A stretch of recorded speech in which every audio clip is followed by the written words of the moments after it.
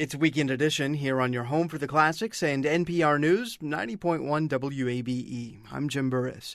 This week on Marketplace, you may have heard a story out of Atlanta about smash-and-grab burglars who are after just one thing, hair extensions. Well, this morning, we want to go deeper into the issue. Is fake hair just the next hot commodity? And if it is, why? I asked those questions to Neal Lester, who is an English professor at Arizona State. He studies African-American politics and culture, including the importance of hair.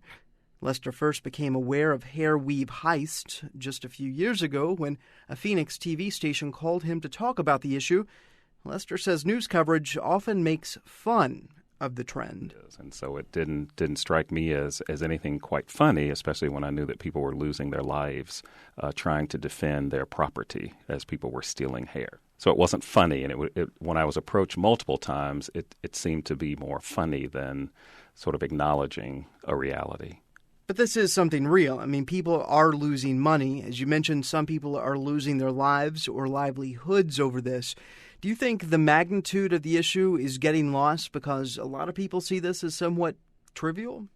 Because I have talked about the value of hair and hair types and hair lengths and hair colors, then I understood immediately that this hair, which lots of black women and by extension their black male partners are spending money on, is big industry. And so I knew it wasn't funny. When I saw YouTube clips of cars and trucks driving into beauty supply stores, I knew that was more than, something that was funny. Here in Atlanta, there have been a large number of these heists, but, Atlanta's not alone. There are other cities where this is happening. Do you think geography plays a role in where this is happening? Does the city dictate how popular this type of heist is? I think demographics have to do with this. It's where you have a cluster of folks who value this kind of investment in hair, both this notion of hair and commodity, but hair and value, and hair and identity. There are a lot of African Americans in Atlanta, and there are a lot of beauty shops and barber shops that are and owners who are actually quite wealthy because there is a commitment among African American communities that sustains them through these sort of hair rituals and practices. So I think it may be less about geography than the demographics of those in that place. But at the end of the day, aren't we still just talking about hair?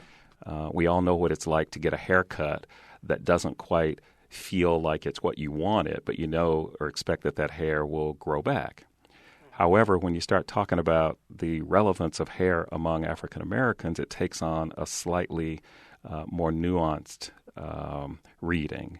And so hair is not just about it's not something temporary. I mean, if we subject little girls to hair straightening as early as 5 and 6 years old and hair straightening processes, and now with weaves and extensions for children, then it goes way deeper than manageability, which is often used as, we're putting these extensions on because it's more manageable.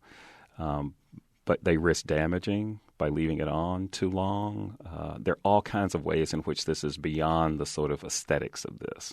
And I don't think we've sort of gotten to the heart of what some of that means, which is why on the surface, when you start talking about stealing hair, it becomes a source of funny, as opposed to trying to look at what this really means to people who are claiming an identity and trying to sustain an identity in the face of all kinds of challenges, some of which are economics.